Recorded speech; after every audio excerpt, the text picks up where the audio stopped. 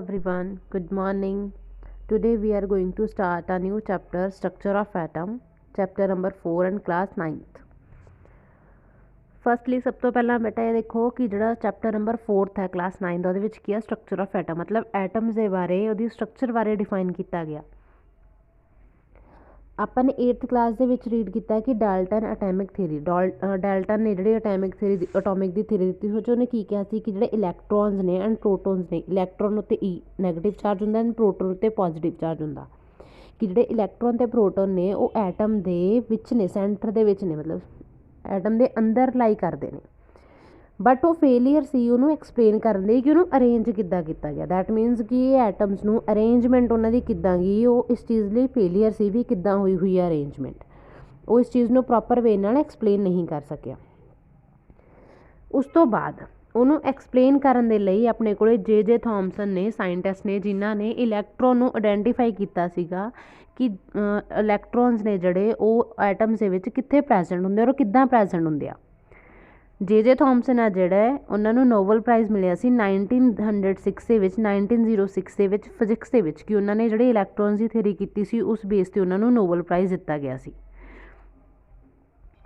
ਉਸ ਤੋਂ ਬਾਅਦ ਜੇ ਥੋਮਸਨ ਨੇ ਜਿਹੜਾ ਮਾਡਲ ਡਿਫਾਈਨ ਕੀਤਾ ਸੀਗਾ ਐਟਮਸ 'ਤੇ, ਉਹਨੂੰ ਕੀ ਕਹਿੰਦਾ, ਥੋਮਸਨ ਮਾਡਲ ਦੇ ਨਾਮ 'ਤੇ ਜਾਣਿਆ ਜਾਂਦਾ, ਜਿਹਨੂੰ ਆਪਾਂ ਪਲਮ ਪੁਡਿੰਗ ਮਾਡਲ ਵੀ ਕਹਿੰਦੇ ਹਾਂ। ਪਲਮ ਪੁਡਿੰਗ ਮਾਡਲ ਦਾ ਮਤਲਬ ਕੀ ਹੈਗਾ ਕਿ ਜਿੱਦਾਂ ਆਪਣੇ ਕੋਲ ਵਾਟਰਮੈਲਨ ਦੇ ਵਿੱਚ ਸੀਡਸ ਹੁੰਦੇ ਨੇ, ਕਿ ਕਿਸੇ ਚੀਜ਼ ਦੇ ਵਿੱਚ ਕੋਈ ਬੀਜ ਲੱਗੇ ਹੋਣ, ਠੀਕ ਹੈ, ਉਹਨੂੰ ਪਲਮ ਪੁਡਿੰਗ ਮਾਡਲ ਬੋਲਦੇ ਆ, ਜਿਹੜਾ ਕਿ ਜੇ ਥੋਮਸਨ ਨੇ ਡਿਫਾਈਨ ਕੀਤਾ ਸੀ।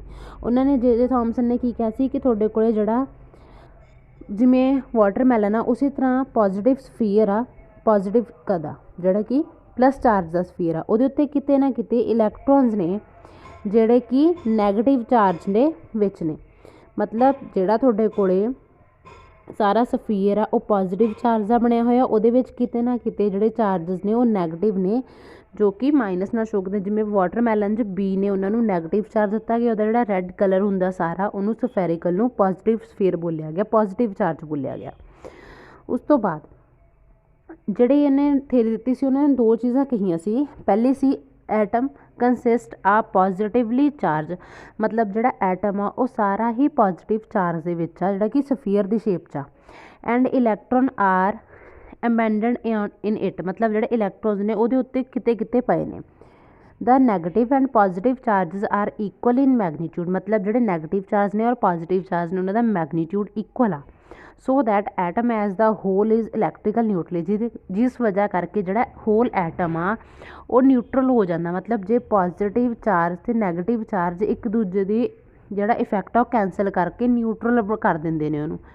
ਨਿਊਟਰਲ ਮਤਲਬ ਉਹ ਜਿਹਦੇ ਉੱਤੇ ਕੋਈ ਵੀ ਚਾਰਜ ਨਹੀਂ ਹੁੰਦਾ। ਉਸ ਤੋਂ ਬਾਅਦ ਵਿੱਚ ਜਿਹੜਾ ਕਿ ਰਦਰਫੋਰਡ ਮਾਡਲ ਆਇਆ ਐਟਮ ਦਾ, Rutherford model of an atom, ਮਤਲਬ ਜਿਹੜਾ ਜੇ ਥੋਮਸਨ ਨੇ ਉਹਨਾਂ ਨੇ ਜਸਟ ਇਹ ਡਿਫਾਈਨ ਕੀਤਾ ਕਿ ਐਟਮਸ ਨੇ ਜਿਹੜੇ ਉਹ ਪੂਰਾ ਪੋਜ਼ੀਟਿਵ ਚਾਰਜ ਹਨ, ਉਹਦੇ ਵਿੱਚ ਕਿਤੇ ਕਿਤੇ ਨੈਗੇਟਿਵ ਚਾਰਜ ਦੇ ਪਏ ਨੇ। ਰਦਰਫੋਰਡ ਇੰਟਰਸਟਡ ਸੀਗਾ knowing how the electron are arrange within the atom. Rutherford ਨੇ ਕੀ ਕੀਤਾ ਕਿ ਐਕਸਪੈਰੀਮੈਂਟ ਕੀਤਾ ਕਿ ਇਲੈਕਟ੍ਰੋਨਸ ਨੇ ਜਿਹੜੇ ਨੈਗੇਟਿਵ ਚਾਰਜ ਨੇ ਉਹਨਾਂ ਨੂੰ ਕਿੱਦਾਂ ਅਰੇਂਜ ਕੀਤਾ ਗਿਆ ਐਟਮ ਦੇ ਵਿੱਚ। ਉਹਨੇ ਐਕਸਪੈਰੀਮੈਂਟ ਕੀਤਾ ਸੀ ਜਿਹਨੂੰ ਅਲਫਾ ਪਾਰਟੀਕਲ ਨਾਲ, ਜਿਹਨੂੰ ਕਿ ਗੋਲਡ ਫੋਇਲ ਐਕਸਪੈਰੀਮੈਂਟ ਵੀ ਬੋਲਦੇ ਨੇ। Select a gold foil because he wanted as a thin layer as possible, ਮਤਲਬ ਉਹਨੇ ਗੋਲਡ ਦੀ ਫੋਇਲ ਇੱਕ ਸਿਲੈਕਟ ਕੀਤੀ ਜਿਹੜੀ ਕਿ ਬਹੁਤ ਜ਼ਿਆਦਾ ਥਿਨ ਲੇਅਰ ਸੀ, ਉਹਦੇ ਵਿੱਚ ਉਹਨੇ 1000 ਐਟਮ ਥੇ, ਮਤਲਬ ਜਿਹੜੇ 1000 ਐਟਮ ਸੀ ਉਹਨਾਂ ਦੀ ਬਣੀ ਹੋਈ ਸੀ।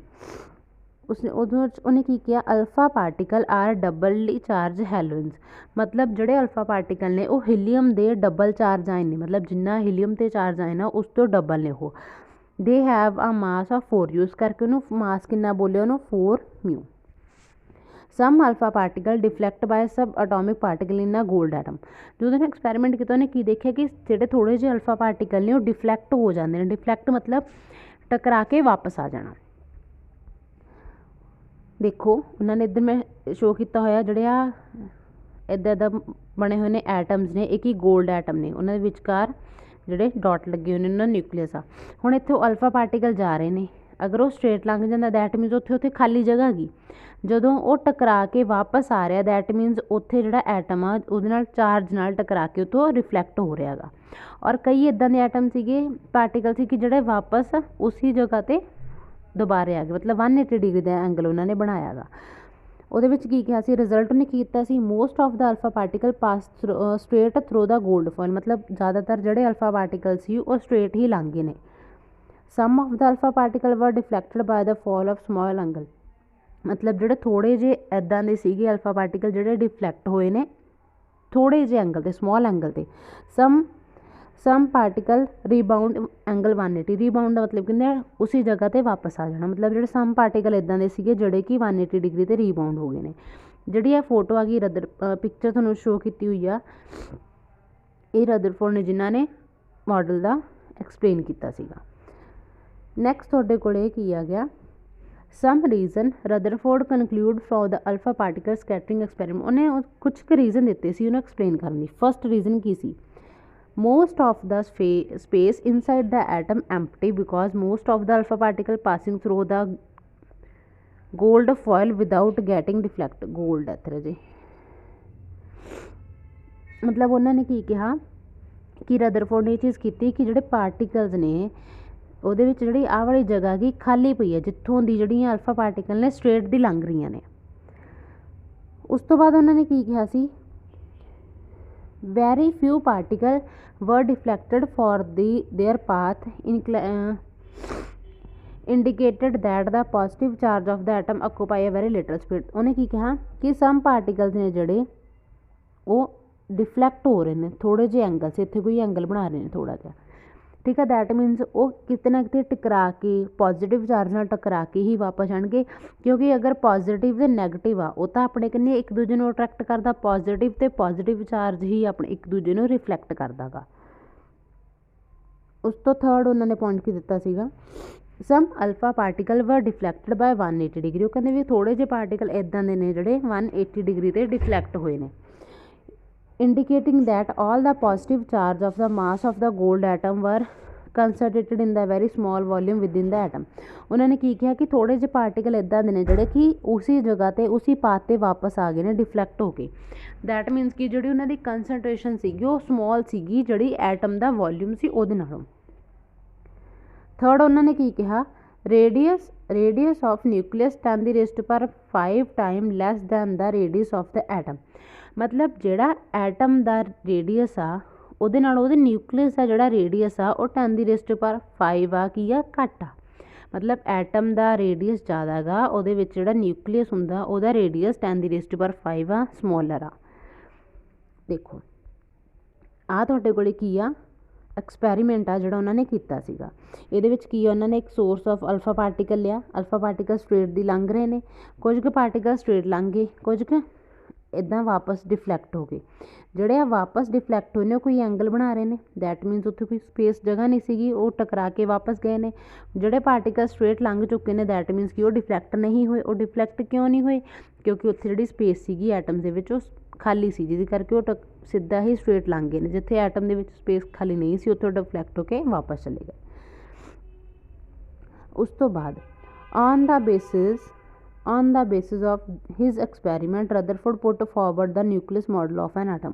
ਉਹਨਾਂ ਨੇ ਇਸ ਬੇਸ 'ਤੇ ਜਿਹੜਾ ਰਦਰਫੋਰਡ ਨੇ ਅੱਗੇ ਆਪਣਾ ਜਿਹੜਾ ਨਿਊਕਲੀਅਸ ਮਾਡਲ ਆ ਉਹਨੂੰ ਅੱਗੇ ਹੋਰ ਵਧਾਤਾ।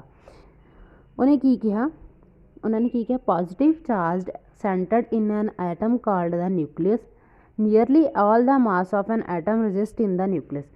ਮਤਲਬ ਉਹਨਾਂ ਨੇ ਕੀ ਕਿਹਾ ਸੀਗਾ ਕਿ ਜਿਹੜਾ ਪੋਜ਼ੀਟਿਵ ਚਾਰਜ ਆ ਐਟਮ ਦੇ ਵਿੱਚ ਆ ਵਾਲਾ ਪੋਜ਼ੀਟਿਵ ਚਾਰਜ ਆ ਉਹਨੂੰ ਨਿਊਕਲੀਅਸ ਬੋਲਦੇ ਆ, ਜਿਹੜਾ ਕਿ nearly the mass of an atom resist in the nucleus, ਮਤਲਬ ਜਿਹੜਾ ਮਾਸ ਆਫ ਦਾ ਐਟਮ ਆ ਉਹ ਨਿਊਕਲੀਅਸ ਦੇ ਵਿੱਚ ਰੈਜ਼ਿਸਟ ਕਰਦਾ ਗਾ। ਉਸ ਤੋਂ ਬਾਅਦ ਉਹਨਾਂ ਨੇ ਕੀ ਕਿਹਾ, ਉਹਨਾਂ ਨੇ ਸੈਕਿੰਡ ਪੁਆਇੰਟ ਕੀਤਾ ਸੀ ਦਾ ਇਲੈਕਟ੍ਰੋਨ ਰਿਵੋਲਵ ਅਰਾਊਂਡ ਦਾ ਨਿਊਕਲੀਅਸ ਇਨ ਸਰਕੂਲਰ ਪਾਥ। ਉਹਨਾਂ ਨੇ ਕੀ ਕਿਹਾ ਕਿ ਆਹ ਤੁਹਾਡੇ ਕੋਲ ਨਿਊਕਲੀਅਸ ਆ, ਪੋਜ਼ੀਟਿਵ ਚਾਰਜ ਆ, ਆਹ ਤੁਹਾਡੇ ਕੋਲ ਇਲੈਕਟ੍ਰੋਨਸ ਨੇ ਜਿਹੜੇ ਕਿ ਰਿਵੋਲਵ ਕਰਦੇ ਨੇ ਉਹਦੇ ਆਲੇ ਦੁਆਲੇ ਰਾਊਂਡ ਇੱਦਾਂ ਰਾਊਂਡ ਲਗਾਉਂਦੇ ਨੇ। ਆਹ ਨਿਊਕਲੀਅਸ ਦੇ ਆਲੇ ਦੁਆਲੇ ਇੱਦਾਂ ਦਾ ਰਾਊਂਡ ਲਗਾਈ ਜਾ ਰਹੇ ਨੇ, ਉਹ ਕੀ ਨੇ ਇਲੈਕਟ੍ਰੋਨਸ ਨੇ। ਫਿਰ ਉਹਨਾਂ ਨੇ ਕੀ ਕਿਹਾ the size of the nucleus is very small as compare to the size of the atom. मतलब ਜਿਹੜਾ ਉਹਦੇ ਵਿੱਚ ਨਿਊਕਲੀਅਸ ਆ ਸੈਂਟਰ ਪਾਰਟ ਉਹਦਾ ਸਮਾਲ ਬਹੁਤ ਘੱਟ ਆ ਸਾਈਜ਼ ਬਾਕੀ ਐਟਮ ਨਾਲੋਂ, ਪੂਰੇ ਐਟਮ ਨਾਲੋਂ। ਥੋਮਸਨ ਦੀ ਐਂਡ ਰਦਰਫੋਰਡ ਦੀ ਜਿਹੜੀ ਥਿਊਰੀ ਸੀ ਉਹਨਾਂ ਦੇ ਵਿੱਚ ਡਿਫਰੈਂਸ ਕੀ ਸੀ। ਜਿਹੜਾ ਥੋਮਸਨ ਕਹਿੰਦਾ ਗਾ ਕਿ ਜਿਹੜੇ ਇਲੈਕਟ੍ਰੋਨਸ ਨੇ ਉਹ ਪਏ ਨੇ ਐਂਡ ਜਿਹੜੇ ਰੇਜ਼ ਨੇ ਸਿੱਧੀਆਂ ਪਾਸ ਹੋ ਰਹੀਆਂ ਨੇ, ਠੀਕ ਹੈ। ਰਦਰਫੋਰਡ ਨੇ ਕੀ ਕਿਹਾ ਕਿ ਰੇਜ਼ ਪਾਸ ਹੋ ਰਹੀਆਂ ਨੇ, ਅਲਫਾ ਪਾਰਟੀਕਲ ਪਾਸ ਹੋ ਰਹੇ, ਪਰ ਕੁਝ ਕੁ ਪਾਰਟੀਕਲ ਨੇ ਜਿਹੜੇ ਡਿਫਲੈਕਟ ਹੋ ਰਹੇ ਨੇ, ਵਾਪਸ ਘੁੰਮ ਰਹੇ ਨੇ, ਵਾਪਸ ਟਕਰਾ ਕੇ ਵਾਪਸ ਆ ਰਹੇ ਨੇ, ਠੀਕ ਹੈ। ਉਸ ਤੋਂ ਬਾਅਦ drawback of the Rutherford model of an atom, ਮਤਲਬ ਜਿਹੜਾ ਰਦਰਫੋਰਡ ਦਾ ਮਾਡਲ ਸੀ ਉਹਦੇ ਡਰਾਬੈਕ ਕੀ ਸੀ, ਉਹ 'ਚ ਕਮੀਆਂ ਕੀ ਰਹਿ ਗਈਆਂ ਸੀ। ਜਿਹੜਾ ਰਦਰਫੋਰਡ ਨੇ ਮਾਡਲ ਬਣਾਇਆ ਸੀ ਉਹਨੇ ਜੇ ਥੋਮਸਨ ਦੇ ਮਾਡਲ ਨੂੰ ਅੱਗੇ ਐਕਸਟੈਂਡ ਕੀਤਾ ਕਿ ਇਹ ਮਾਡਲ 'ਚ ਥੋੜ੍ਹੀਆਂ ਜਿਹੀਆਂ ਕਮੀਆਂ ਸੀ, ਮੈਂ ਉਸ ਚੀਜ਼ ਨੂੰ ਮੋਲਡ ਕਰ ਰਿਹਾ, ਉਸ ਚੀਜ਼ ਨੂੰ ਕਵਰ ਅਪ ਕਰ ਰਿਹਾ। ਪਰ ਜਿਹੜਾ ਰਦਰਫੋਰਡ ਦਾ ਮਾਡਲ ਸੀ ਉਹਦੇ ਵਿੱਚ ਵੀ ਥੋੜ੍ਹੀਆਂ ਜਿਹੀਆਂ ਕਮੀਆਂ ਸੀ। ਕੀ ਸੀਗੀਆਂ? ਹਾਂਜੀ, ਇਹਦੇ ਵਿੱਚ ਕੀ ਸੀਗਾ the revolution of the electron in a circular orbit is more expected to be stable।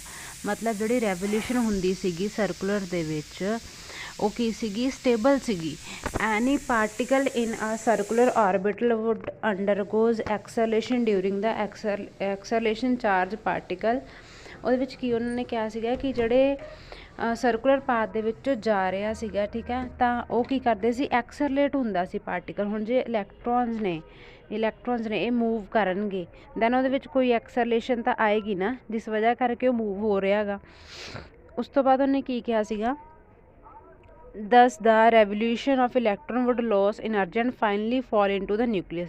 ਮਤਲਬ ਉਹਦੇ ਵਿੱਚ ਉਹਨੇ ਕੀ ਕਿਹਾ ਸੀ ਵੀ ਜੇ ਆ ਨਿਊਕਲੀਅਸ ਆ, ਇੱਥੇ ਇਲੈਕਟ੍ਰੋਨ ਰਿਵੋਲਵ ਕਰ ਰਿਹਾ ਗਾ, ਤਾਂ ਇਲੈਕਟ੍ਰੋਨ ਘੁੰਮਦਾ ਉਹਦੀ એનર્ਜੀ ਆ ਲੋਸ ਕਰਕੇ ਉਹ ਨਿਊਕਲੀਅਸ 'ਚ ਜਾ ਕੇ ਡਿੱਗ ਜਾਂਦਾ। ਮਤਲਬ ਅਗਰ ਇੱਥੇ ਨਿਊਕਲੀਅਸ ਦੇ ਆਲੇ ਦੁਆਲੇ 2 ਇਲੈਕਟ੍ਰੋਨ ਰਿਵੋਲਵ ਕਰ ਰਹੇ ਨੇ ਤਾਂ ਉਹਦੇ ਵਿੱਚੋਂ ਘੁੰਮਦੇ ਜਦੋਂ ਰੋਟੇਟ ਹੋਈ ਜਾਣਗੇ ਤਾਂ ਉਹਨਾਂ ਦੇ ਵਿੱਚੋਂ ਜਸਟ ਇੱਕ ਇਲੈਕਟ੍ਰੋਨ ਨਿਊਕਲੀਅਸ ਦੇ ਵਿੱਚ ਜਾ ਕੇ ਡਿੱਗ ਜਾਏਗਾ ਅਤੇ ਇੱਕ ਇਲੈਕਟ੍ਰੋਨ ਉਹ ਰਹਿ ਜਾਏਗਾ। ਮਤਲਬ ਜਿਹੜੇ ਇਲੈਕਟ੍ਰੋਨਸ ਨੇ ਉਹ ਡਿੱਗ ਜਾਂਦੇ ਨੇ, ਮਤਲਬ ਉਹ ਅੰਦਰ ਰਿਵੋਲਵ ਹੋ ਰਿਹਾ ਤਾਂ ਉਹ ਅੰਦਰਲੀ ਸਾਈਡ ਨੂੰ ਚਲੇ ਜਾਂਦੇ ਨੇ, ਠੀਕ ਹੈ। ਜਿਸ ਕਰਕੇ ਉਹਨਾਂ ਨੇ ਇਹ ਮਤਲਬ ਐਗਜ਼ਿਸਟ ਨਹੀਂ ਸੀ ਕਰਦਾ, ਜਿਹੜਾ ਨਿਊਕਲੀਅਸ ਆ ਉਹ ਸਟੇਬਲ ਨਹੀਂ ਸੀ ਕਰਨ ਕਰਕੇ ਉਹ ਐਗਜ਼ਿਸਟ ਨਹੀਂ ਸੀ ਕਰਦਾ ਫਾਰਮ। ਉਹਦੇ ਵਿੱਚ ਅੱਗੇ ਕੀ ਪਿਕਚਰ 'ਚ ਸ਼ੋ ਕੀਤਾ ਹੋਇਆ, ਇੱਥੇ ਜੋ ਬਲੂ ਹੈਗਾ, ਬਲੂ ਦੇ ਵਿੱਚ ਮਤਲਬ ਕੀ ਹੈ ਕਿ ਤੁਹਾਡਾ ਨਿਊਕਲੀਅਸ ਆ, ਜਿਹੜੇ ਰੈੱਡ ਡਾਟਸ ਨੇ ਉਹ ਤੁਹਾਡੇ ਕੀ ਨੇ, ਉਹ ਇਲੈਕਟ੍ਰੋਨਸ ਨੇ। ਜਿਹੜੇ ਰੈੱਡ ਡਾਟਸ ਆ ਰਹੇ ਨੇ ਦੈਟ ਮੀਨਸ ਉਹ ਕੀ ਨੇ, ਤੁਹਾਡੇ ਇਲੈਕਟ੍ਰੋਨਸ ਨੇ। ਐਂਡ ਜੋ ਪਿੰਕ ਚੀਜ਼ ਖਾਲੀ ਸਪੇਸ ਆ ਉਹ ਐਮਪਟੀ ਸਪੇਸ ਆ। ਹੁਣ ਅਗਰ ਇੱਦਾਂ ਰੋਟੇਟ ਕਰ ਰਹੇ ਨੇ ਉਹ ਨਿਊਕਲੀਅਸ ਦੇ ਆਲੇ ਦੁਆਲੇ ਤਾਂ ਜਿਹੜੇ ਇਲੈਕਟ੍ਰੋਨਸ ਨੇ ਉਹਨਾਂ ਦੀ એનર્ਜੀ ਲੋਸ ਹੋ ਕੇ ਉਹ ਨਿਊਕਲੀਅਸ ਦੇ ਵਿੱਚ ਜਾ ਕੇ ਡਿੱਗ ਜਾਂਦੇ ਨੇ। ਜਦੋਂ ਨਿਊਕਲੀਅਸ ਦੇ ਵਿੱਚ ਜਾ ਕੇ ਡਿੱਗ ਜਾਂਦੇ ਨੇ ਦੈਨ ਉਸ ਵਜ੍ਹਾ ਕਰਕੇ ਕੀ ਹੁੰਦਾ, ਅਤੇ ਉਹਦੀ એનર્ਜੀ ਜਿਹੜੀ ਲੋਸ ਹੋ ਜਾਂਦੀ ਹੈ ਅਤੇ ਜਿਹੜਾ ਨਿਊਕਲੀਅਸ ਦੇ ਵਿੱਚ ਇਲੈਕਟ੍ਰੋਨਸ ਰਿਵੋਲਿਊਸ਼ਨ ਆ ਉਹ ਘੱਟ ਜਾਂਦੀ ਆ। ਇਹ ਉਹਦਾ ਸਭ ਤੋਂ ਵੱਡਾ ਡਰਾਬੈਕ ਸੀ, ਜਿਹਦੇ ਕਰਕੇ ਜਿਹੜਾ ਨਿਊਕਲੀਅਸ ਆ, ਜਿਹੜੇ ਇਲੈਕਟ੍ਰੋਨਸ ਨੇ ਉਹ ਸਟੇਬਲ ਨਹੀਂ ਰਹਿੰਦੇ। ਜਿਹੜਾ ਇਸ ਥਿਊਰੀ ਦਾ ਸਭ ਤੋਂ ਵੱਡਾ ਡਰਾਬੈਕ ਸੀ।